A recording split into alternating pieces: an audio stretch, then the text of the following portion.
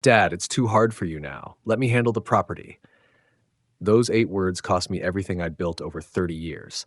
My own son, the boy I'd carried on my shoulders, whose college I'd paid for, looked me dead in the eye and threw me out like broken furniture. He thought I'd shuffle away quietly, another discarded old man with nowhere to go. He was wrong. Arrogance must be punished and justice restored. You have no idea what was coming for him. Before we continue, please subscribe to stay updated on our latest stories and feel free to share your thoughts in the comments. The barbecue smoke drifted lazily through the pine trees at our family cabin, mixing with the sound of laughter and clinking beer bottles. It was Steve's birthday weekend, his 35th, and for once, everything felt perfect. The whole family was here. Steve and Michelle, their kids playing by the lake, even my brother Bob had driven up from the city. I stood by the grill, flipping steaks and watching my grandson chase fireflies in the fading sunlight. This was what I'd worked for all those years, moments like this. The cabin I'd bought 5 years ago as a family retreat, the successful business that gave us all security, the rental properties that would ensure the kids' college funds were covered. Dad, these steaks smell incredible, Steve called out, walking over with 2 cold beers. He handed me one and clinked his bottle against mine. Just like when I was a kid. His voice carried that genuine warmth I remembered from his childhood. No pretense, no agenda, just a son appreciating his father. It made my chest swell with pride. I smiled, remembering all those camping trips when money was tight, but we made it work anyway. Your mother always said I was better at grilling than running a business, I joked. Good thing I learned to build a solid foundation in both. Steve laughed, but then his expression grew more thoughtful. His brow furrowed slightly, the same way it did when he was a kid trying to solve a math problem. Speaking of the business, I've been thinking about something. Michelle appeared beside us, sliding her arm around Steve's waist. Her timing seemed too perfect, like she'd been waiting for this exact moment. We both have, actually. There was something rehearsed about the way she said it, but I pushed the thought aside. Maybe I was just getting paranoid in my old age. I raised an eyebrow, taking a sip of beer. Oh, what's on your minds? Well, Steve started, his tone casual and warm. You've been carrying this load for 30 years, Dad. The company, the properties, all those headaches. Don't you think it's time you got to enjoy the fruits of your labor? He gestured with his beer, his movements animated. I could see Michelle watching his every word, nodding along like a supportive audience member at a play. The evening breeze rustled through the trees, and somewhere in the distance, the kids were squealing with delight as they caught their first firefly of the night. I mean, look at this. Michelle gestured around us, her voice taking on that sweet, persuasive tone she used when she wanted something. This is what life should be about. Relaxation, family time, no stress about tenant calls or construction deadlines. I watched her face as she spoke. Her smile was picture perfect, but her eyes held a calculating gleam that reminded me of contractors who quoted one price and delivered another. I nodded slowly. They had a point. The business had been consuming more of my time lately, and I was getting tired of the constant phone calls, the paperwork, the responsibility. You know, every good foreman knows when it's time to pass the tools to the next generation, I said. What are you suggesting? I asked, though part of me already knew where this was heading. Steve's face lit up with that boyish enthusiasm I remembered from his childhood. But there was something else there now. Hunger. Like a man eyeing a prime piece of real estate. Let me take over everything, Dad. The business, the rental properties, all of it. You've trained me well. I know I can handle it. And you? You can finally do all those things you've been putting off. Travel, hobbies, maybe even dating again. The suggestion hung in the warm evening air. Around us, the family continued their celebration, unaware of the life-changing conversation happening by the grill. I've already had lawyers draw up the paperwork, Michelle added, her voice gentle but efficient, like she was discussing weekend plans instead of dismantling my life's work. Just a simple power of attorney transfer, clean and easy. Something cold settled in my stomach, but I ignored it.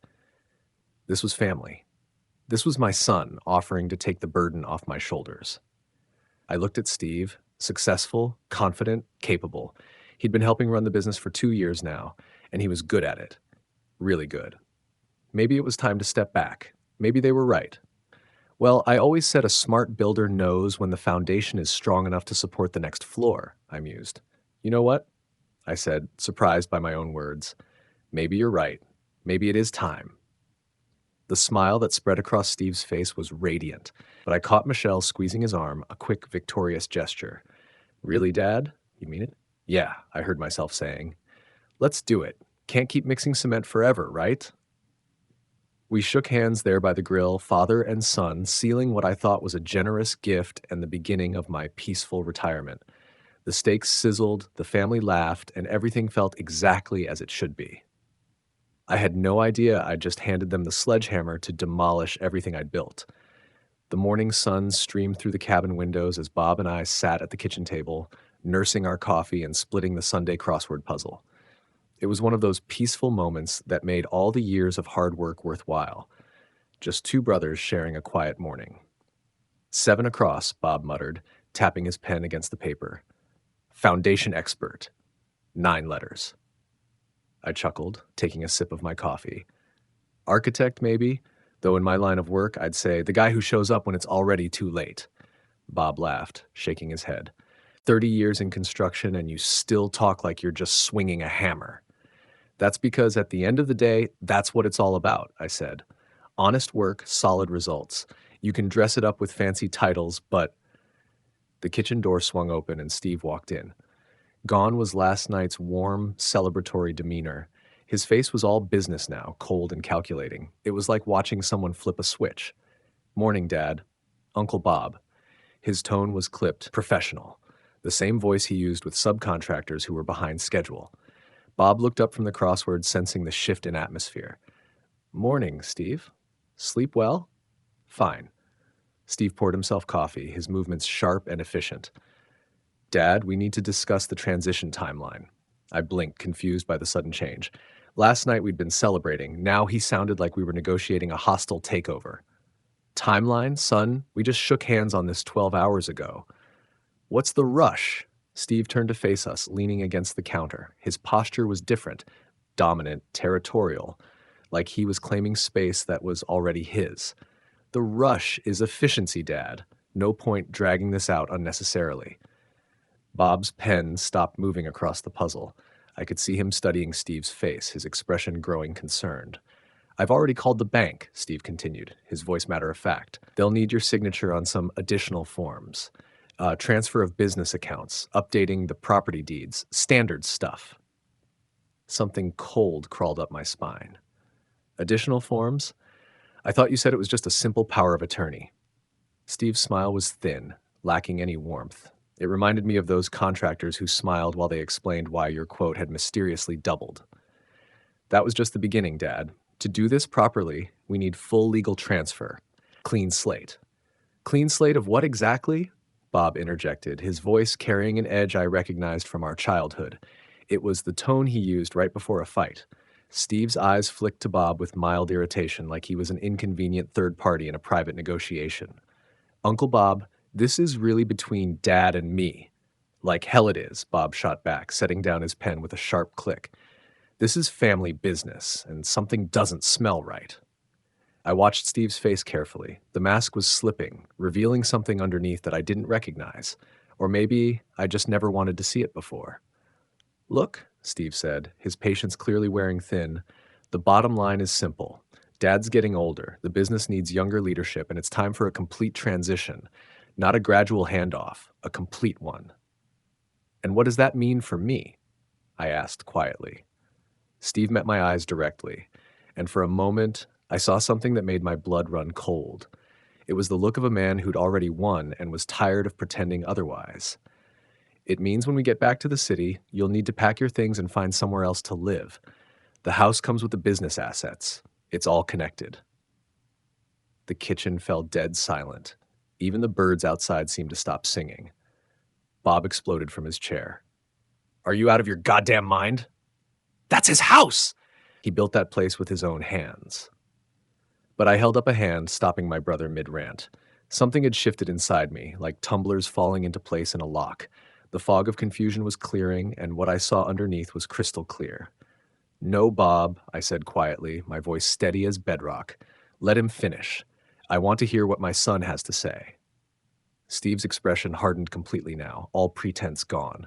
What I'm saying is that it's time for you to step aside completely. The business, the properties, the house, it's all part of the same package. You wanted to retire? Well, this is what retirement looks like. The words hung in the air like smoke from a house fire. My own son, the boy I'd raised, the man I'd trusted with everything, had just told me to get out of my own life. Bob was shaking with rage, but I remained perfectly still. Inside, something was crystallizing, something hard and cold and absolutely certain. I heard you, son, I said finally. I heard you loud and clear. Steve pushed back from the counter, that cold smile playing across his lips like he'd just closed the deal of a lifetime. It was the same expression he wore when he landed a big contract, satisfied, superior, already counting his profits. Good talk, Dad, he said, his tone dripping with false warmth. I'm glad we're all on the same page now. He walked toward the door, pausing just long enough to look back at us. The smile widened, showing teeth. Michelle and I are heading back to the city this afternoon to get everything started. Enjoy your last day at the cabin. The door swung shut behind him with a soft click that sounded like a coffin lid closing. Bob and I sat in the heavy silence that followed, the morning sunshine suddenly feeling cold through the windows. My brother's face was red with barely contained fury, his hands clenched into fists on the table. That little bastard, Bob finally exploded, slamming his palm against the table. The coffee cups jumped. After everything you've done for him, the ungrateful, scheming. Bob, I said quietly, holding up a hand. My voice was calm, but inside something was churning like a concrete mixer. Let me think. I closed my eyes and let the memories wash over me. 32 years ago, buying that first piece of land with money I'd saved from working double shifts. The blisters on my hands from mixing concrete by hand because I couldn't afford a machine yet. The nights spent drawing blueprints at the kitchen table, sketching out a future I could barely imagine. I remembered Steve at 5 years old, wearing a hard hat that was too big for his head, helping me install drywall, teaching him to read a level when he was 8, showing him how to calculate square footage when he was 12. Every lesson, every patient explanation, every skill I'd passed down, all of it building toward this moment of betrayal. You know what the worst part is? I said, opening my eyes to meet Bob's concerned gaze. What?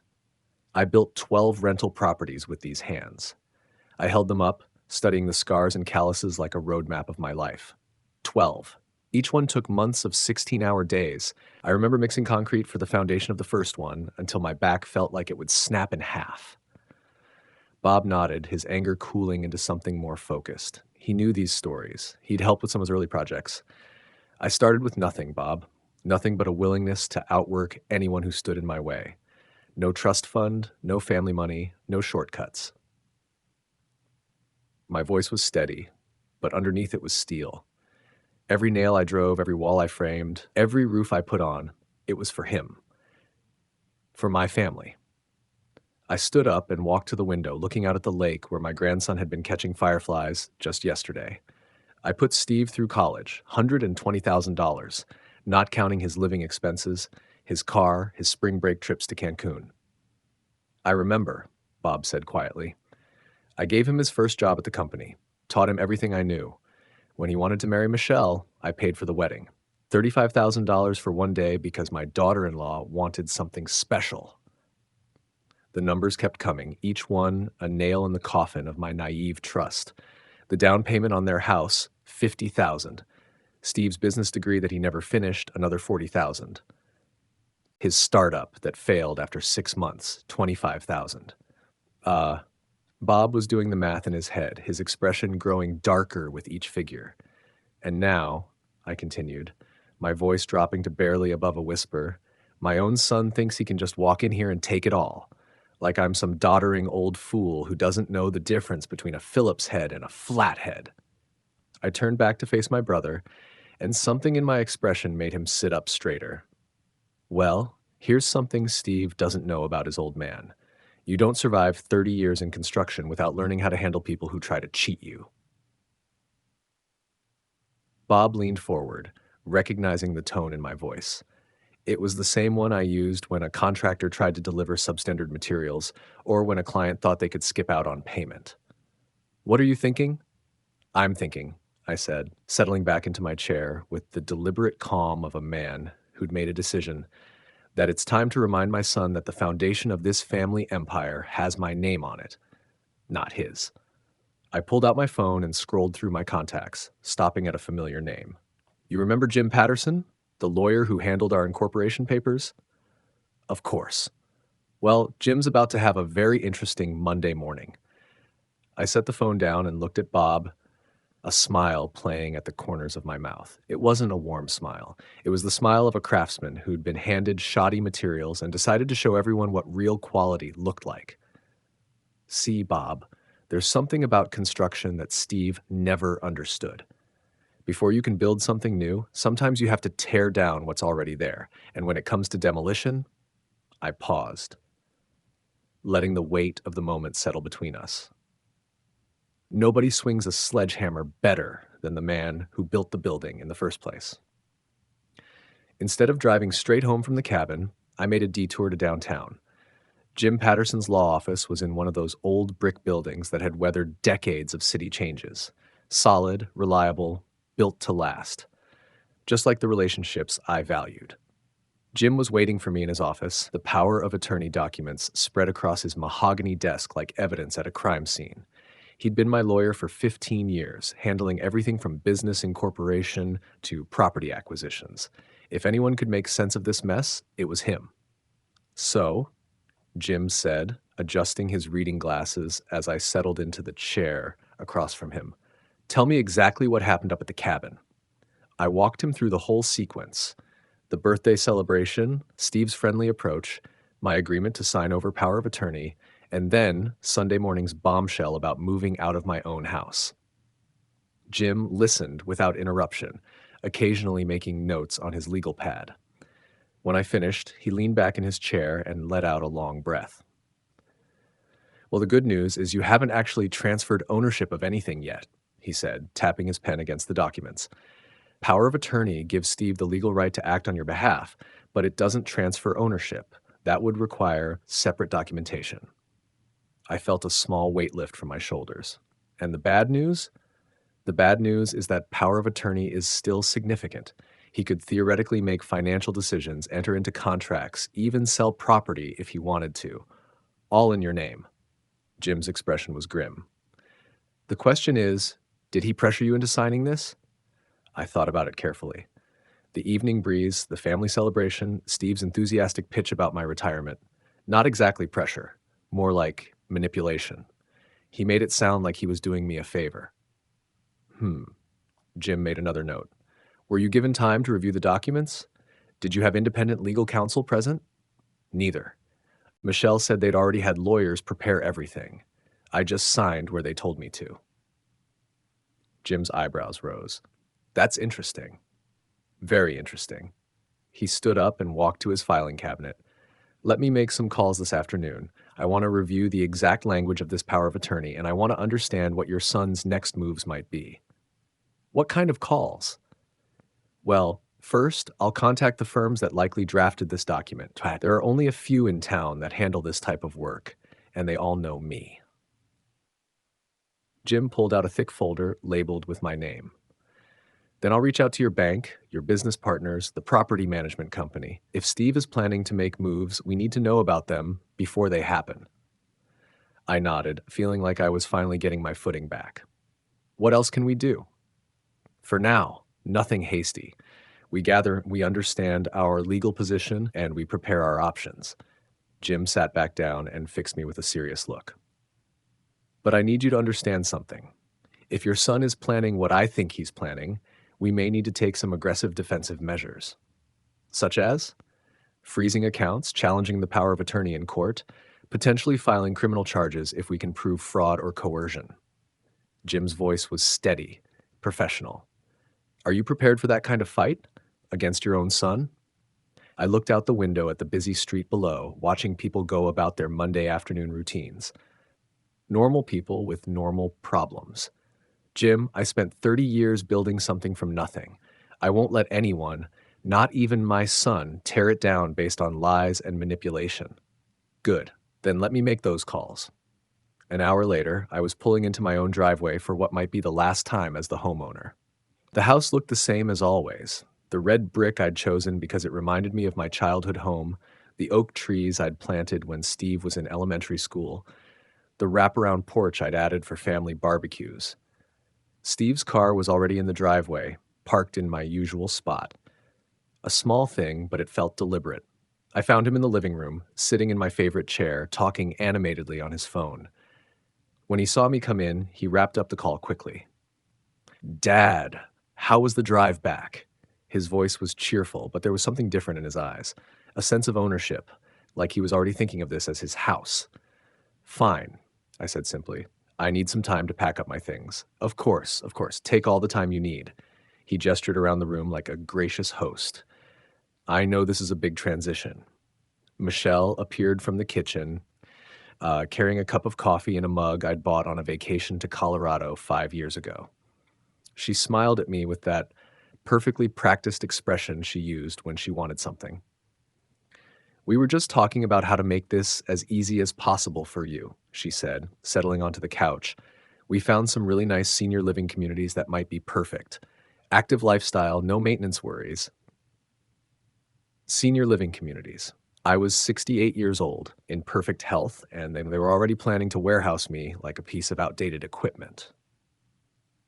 "That's thoughtful," I said, keeping my voice neutral, "but I think I'll handle my own living arrangements." I headed upstairs to my bedroom, each step feeling heavier than the last. This was the house I'd designed and built myself. I'd chosen every fixture, installed every piece of trim, painted every room. And now I was packing a suitcase like a guest who'd overstayed his welcome. As I folded clothes and gathered personal items, my mind kept circling back to the same questions. How had it come to this? The little boy who used to follow me around construction sites, asking endless questions about hammers and saws and measuring tape, when had he become this calculating stranger? I remembered teaching Steve to ride a bike in the driveway below. He must have been 6 or 7, all scraped knees and determined concentration. When he finally got it, wobbling down the street with the biggest grin I'd ever seen, he'd shouted back at me, "Dad, did you see? Did you see me do it?" That same boy who'd been so proud to make his father proud. Where had he gone? I packed conservatively, just the essentials. Clothes, some important documents, family photos that meant something to me. As I worked, I could hear Steve and Michelle talking downstairs, their voices carried by the same excellent acoustic sticks I'd built into this house. Much easier than we thought. Old man's practically doing it himself. Should have the deed transferred by Friday. Each snippet felt like a nail being driven into the coffin of our relationship. But I kept packing methodically, taking only what was mine, leaving everything else exactly as it was. 45 minutes later, I carried my single suitcase downstairs. Steve and Michelle were waiting by the front door, both of them wearing expressions of concern that looked about as genuine as a $3 bill. "That's all you're taking?" Michelle asked, eyeing my small bag. "It's all I need for now," I replied. Steve stepped forward, and for a moment, I thought he might actually show some emotion about his father leaving the family home. Instead, he extended his hand for a businesslike handshake. "This is the right thing, Dad. You'll see. This way, you can really enjoy your retirement without all the stress." I looked at his hand for a long moment, then shook it. His grip was firm, confident, the handshake of a man who thought he'd just won the lottery. "Take care of the place," I said simply. As I walked toward my truck, I could see them in my peripheral vision, standing in the doorway of my house. Michelle had her arm around Steve's waist, and both of them were smiling, the satisfied smiles of people who just pulled off the con of their lives. Steve even raised his hand in a little wave, like he was seeing off an old friend after a pleasant visit. I started the engine and pulled out of the driveway, watching the house disappear in my rearview mirror. They had no idea that their smiles were about to become a very distant memory.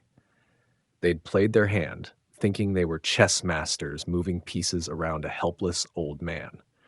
But every good contractor knows that before you can see the finished product, you have to trust the process. And right now, The process was just getting started. The call from Jim came at 7:30 the next morning, right as I was finishing my coffee in the small motel room I'd rented downtown. The Riverside Inn wasn't much to look at, but it was clean, quiet, and most importantly, it was mine for as long as I needed it. "Good morning." Jim's voice carried that particular satisfaction that lawyers get when they've found the perfect legal maneuver. I could practically hear him grinning through the phone. "I hope you slept well, because I've got some very interesting news." I set down my coffee mug and settled back in the uncomfortable chair.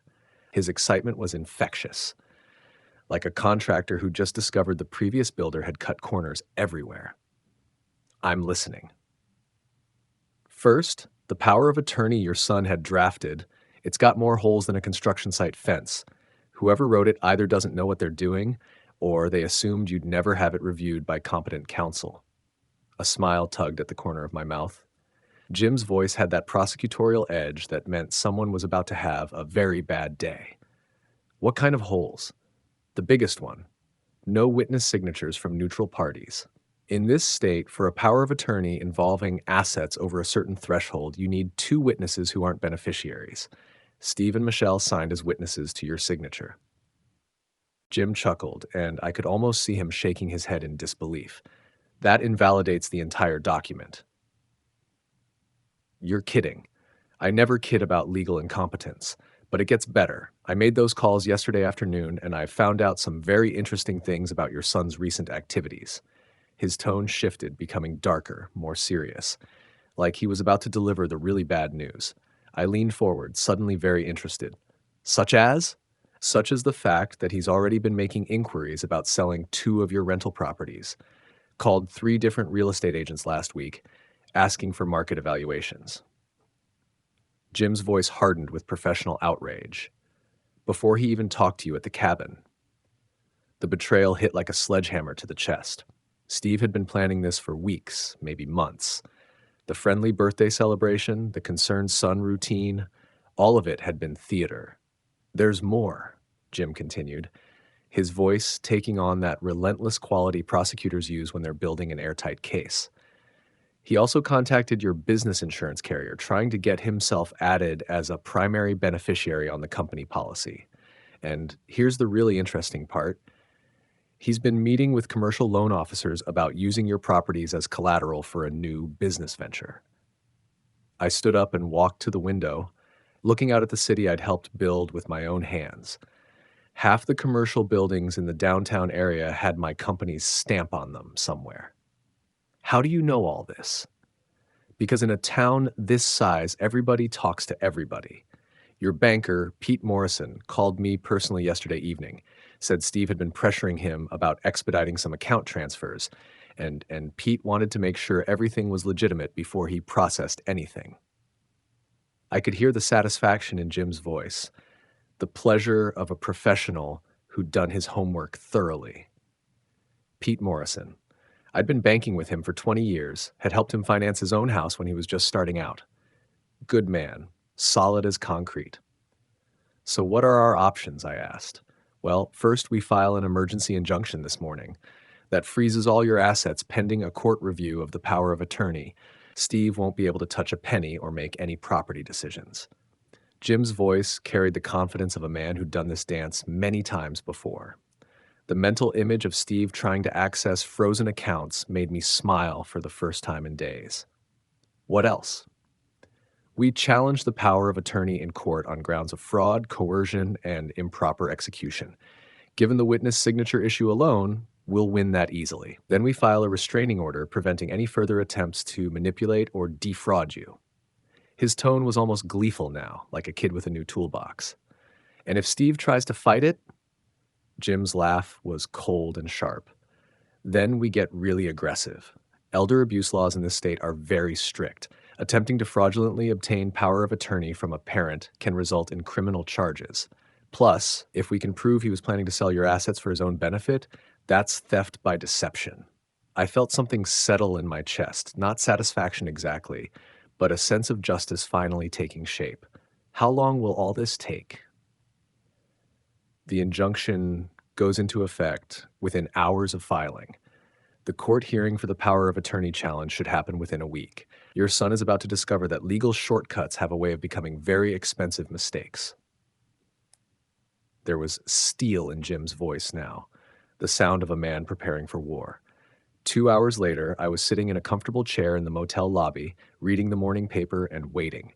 The injunction had been filed at 9 a.m. sharp. By my calculation, Steve would be finding out about his frozen assets right about now. My phone buzzed. Steve's number. I let it go to voicemail. It buzzed again 30 seconds later. Then again. By 10:30 a.m., I'd received 8 missed calls and 3 text messages. The first text, sent at 10:15, "Dad, there's some kind of problem with the bank. Call me." I could practically hear the confusion in those words, the first crack in his confidence. The second, 10:22, "They're saying the accounts are frozen. This has to be a mistake." Now there was panic creeping in, the realization that his grand plan was falling apart. The third at 10:28, "Dad, answer your phone." Pure desperation. All caps, the digital equivalent of shouting. I turned the phone off and ordered another cup of coffee. An hour later, I turned it back on to find 14 missed calls and 7 new text messages. The progression was beautiful in its desperation. "Dad, whatever you think is happening, we can work it out." "The lawyers say you filed some kind of court order. This is crazy. Please call me back. Michelle is freaking out. We can't access any of the business accounts. People are asking questions. This is hurting the company. You're hurting your own business. Fine. You want to play hardball? We'll see you in court. Dad, please. I'm your son. We're family." Each message showed the progression from confusion to anger to bargaining to desperate pleading. It was like watching someone realize their house was built on sand. I saved every message, then forwarded them all to Jim. Evidence of increasing desperation would be useful in court. At 2 p.m., Michelle called. I answered on the third ring. "What have you done?" Her voice was shrill, panicked, all pretense of sweetness stripped away. Gone was the honey-tongued manipulator from yesterday. "Steve can't even pay the office rent." "Hello, Michelle," I said calmly, settling deeper into the lobby chair. I could practically taste her fear through the phone. "How's your day going?" "This isn't funny. You've locked us out of everything. The whole business is paralyzed." She was shouting now, her voice cracking with stress. Interesting choice of words, I mused, enjoying the way she seemed to be hyperventilating on the other end. Paralyzed. That's exactly how I felt yesterday when my own son told me to pack my bags and get out of my own house. That's not. We didn't mean. She was scrambling now, trying to find some explanation that didn't sound like the calculated theft it actually was. I could hear her breathing becoming more rapid, more shallow. "You know what the funny thing is, Michelle? I spent 30 years building something solid, something that could weather any storm. But I never thought the storm would come from inside my own family." I could hear Steve in the background, his voice agitated and demanding, ordering her to hang up the phone. But she was too panicked to think straight, too desperate for a solution. "What do you want?" she finally asked, her voice small and defeated. The fight had gone out of her completely. "Right now, I want to finish reading my newspaper, maybe take a walk around town, visit some of the buildings I helped construct. It's amazing how much free time you have when you're not worrying about ungrateful children trying to steal your life's work." "We weren't stealing." Her voice was pleading now, almost whimpering. "Michelle," I interrupted, my voice taking on the tone I used with subcontractors who tried to use inferior materials. Cold, final, brooking no argument. I've been in construction for 30 years. I know the difference between renovation and demolition. What you and Steve were planning, that was demolition." The line went quiet except for her ragged, panicked breathing. "But here's the thing about demolition," I continued, watching pedestrians walk past the lobby window, feeling completely at peace for the first time in days.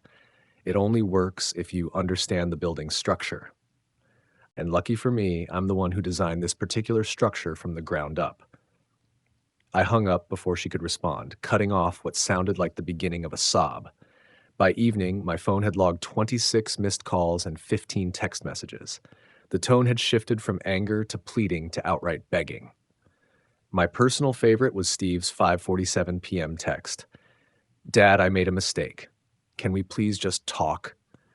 The desperation in those words was palpable. The arrogant young man who'd kicked me out of my own house had been replaced by someone who was finally beginning to understand the magnitude of his error.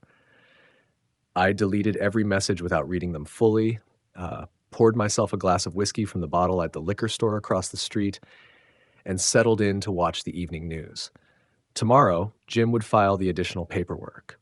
Tomorrow, Steve would learn that power of attorney obtained through deception wasn't just invalid, it was criminal. But tonight, I was going to enjoy the sound of silence, broken only by the increasingly frantic buzzing of a phone I had no intention of answering. The knock on my motel room door came at 6:30 a.m. on Friday morning. I'd been expecting it. Through the peephole, I could see Steve and Michelle standing in the hallway, both looking like they hadn't slept in days. Steve's usually perfect appearance was disheveled, wrinkled shirt, unshaven face, the hollow-eyed look of a man whose world was collapsing.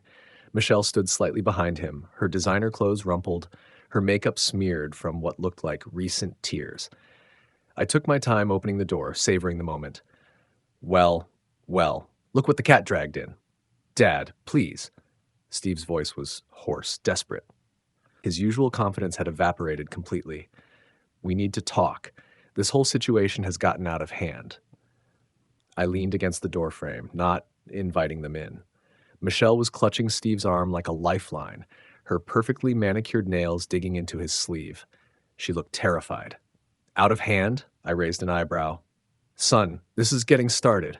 You might want to check your phone. I think you've got some missed calls. Steve's face went pale. He fumbled for his phone with shaking hands, and I watched as his expression shifted from confusion to horror as he scrolled through his messages. What is this? His voice cracked like a teenager's. That, I said calmly, is the sound of chickens coming home to roost. Looks like your employees found out their paychecks bounced, and your subcontractors are wondering why their payments haven't gone through. Oh, and that big Morrison project? The client called this morning. Something about breach of contract. Michelle let out a small whimper. But we can fix this. We just need access to the accounts. The accounts that you tried to steal from me? I interrupted, enjoying the way she flinched. Those accounts are going to stay frozen until the court sorts out your little fraud scheme. Steve's phone started ringing. Then Michelle's. Both phones buzzing incessantly like angry wasps. Steve glanced at his screen and went even paler. That's probably Rick from the concrete company, I mused. He gets cranky when people don't pay their bills. And that one's probably Jenny from the office. She's got 2 kids and a mortgage. She's not going to be happy about missing her paycheck. Dad, you don't understand, Steve pleaded, his voice breaking. If we can't make payroll, people will quit. The whole company will collapse. Now you're getting it, I said with satisfaction. Funny how that works, isn't it? When you can't access money that isn't really yours, everything falls apart pretty quickly. Michelle stepped forward, mascara streaking down her cheeks. We'll give it back, the power of attorney, the house, everything. Just please, unfreeze the accounts. Steve will lose everything. Everything? I tilted my head thoughtfully. You mean like how I was going to lose everything when you threw me out of my own house? Like how I was going to lose the business I built with my bare hands? That kind of everything? Steve's phone rang again. This time he answered it, his voice shaky. Hello? Rick, I know there's been a delay. I could hear the angry voice on the other end, even from several feet away. Rick wasn't just cranky, he was furious. Steve held the phone away from his ear as the tirade continued. $23,000. Rick's voice was loud enough for all of us to hear. My crew worked overtime on your job, and now you're telling me the check bounced? I've got families to feed, Steve. It's a banking error, Steve said weakly. We'll have it sorted out by... Banking error, my ass. I've been in business 20 years, and I've never seen a banking error that freezes every account a company has. You're either bankrupt or you're running some kind of scam. The line went dead. Steve stared at his phone like it had bitten him. That's just the beginning, I said conversationally. Wait until the electrical contractors find out, and the plumbing suppliers. Oh, and don't forget about the equipment rental company. They're probably going to want their machinery back. Michelle was openly crying now, her carefully constructed facade crumbling completely. This is insane. We're family. You can't destroy your own son's life over a misunderstanding. Misunderstanding? I laughed, but there was no humor in it. Michelle, you and Steve planned to steal everything I own and throw me out on the street. That's not a misunderstanding. That's theft. Steve's phone buzzed with a text. He looked at it and went white as plaster. Oh, God, the bank is calling in the business loan. They want the full amount by Monday, or they're seizing the collateral. Which collateral would that be? I asked innocently. The, the equipment, the trucks, the office building. Steve's voice was barely a whisper. Everything. Ah, yes, I nodded. The office building that I put up as collateral when I co-signed your loan. The equipment that's registered in my name. The trucks that are titled to my company. Funny how that works out. Michelle grabbed my arm, her desperation palpable. Please, we'll do anything. We'll sign whatever you want. Just don't let this destroy everything. I looked down at her hand on my arm, then back at her tear-streaked face. Anything? That's interesting, because I've got a list. Steve looked up from his phone with hollow eyes. What kind of list? The kind that starts with you resigning from every position in my company. Both of you. Effective immediately. I pulled out a folded paper from my pocket. Jim drew up the paperwork yesterday, complete renunciation of any claim to power of attorney, resignation from all corporate positions, and acknowledgement that you attempted to defraud me. If we sign that, we'll have nothing, Steve said, his voice cracking. That's right, I replied evenly. You'll have exactly what I was going to have after you kicked me out of my own house. Nothing. Funny how that works. Michelle's phone rang. She answered it with a shaking voice. Hello? Michelle, this is Carol from the office. I just got a call from the health insurance company. They're saying our policy has been canceled, and my daughter has a doctor's appointment tomorrow. Michelle hung up without answering, her face crumpling. That would be because the insurance premiums haven't been paid, I explained helpfully. Hard to pay bills when your accounts are frozen. I imagine Carol's not the only employee who's going to have problems. Steve's phone rang again. This time he didn't answer, just stared at the screen as call after call came in. His shoulders sagged in defeat. The Harrison Project, he said quietly. If we can't pay the crew, they'll walk off the job. The client will sue us for breach of contract. The reputation we've built. The reputation I built, I corrected. Over 30 years. The reputation you were planning to cash in on while throwing your old man in the garbage. Dad, Steve started, then stopped. For the first time, he really looked at me. Not as an obstacle to be managed or a problem to be solved, but as the man who'd raised him, taught him everything he knew, and trusted him with everything he owned. I'm sorry, he whispered, and for a moment, he sounded like the little boy who used to help me at construction sites. I don't know what I was thinking. I don't know how I became this person. You became this person, I said quietly, when you decided that what I built with my own hands was yours to take. When you looked at your father and saw an obstacle instead of the man who gave you everything. Michelle pulled out a pen with shaking hands. Where do we sign? Right there, I pointed to the signature lines. All of it. Complete renunciation, resignation, and acknowledgement of attempted fraud. They signed quickly, desperately, their names scrawled with the urgency of people trying to stop a building from collapsing on top of them. But it was too late for that. The collapse had already begun. Now what? Steve asked, handing back the papers. Now? I folded the documents and put them in my pocket. Now you get to find out what it's like to start over with nothing, just like I did 30 years ago. The difference is, I did it through honest work. You'll have to do it while explaining to everyone in town why your business collapsed and your employees didn't get paid. As if on cue, both their phones started ringing again. Steve looked at his phone, then at me. Answer it, I said. Those are your former employees. They deserve an explanation. Steve answered his phone with a trembling voice. Hello, Jenny? Steve, what the hell is going on? My mortgage payment bounced because my paycheck bounced, and now I've got overdraft fees. I trusted you. I could hear the anger and betrayal in Jenny's voice, and I saw Steve flinch as if he'd been slapped. I know, he said weakly. There's been a situation. I'm going to fix this. Fix it how? The bank is saying there's some kind of legal hold on all the accounts. Are we even going to have jobs next week? Steve looked at me pleadingly, but I just shrugged. This was his mess now. I don't know, Jenny. I honestly don't know. The line went dead. Steve stared at his phone, then slowly put it away. 30 years, I said quietly.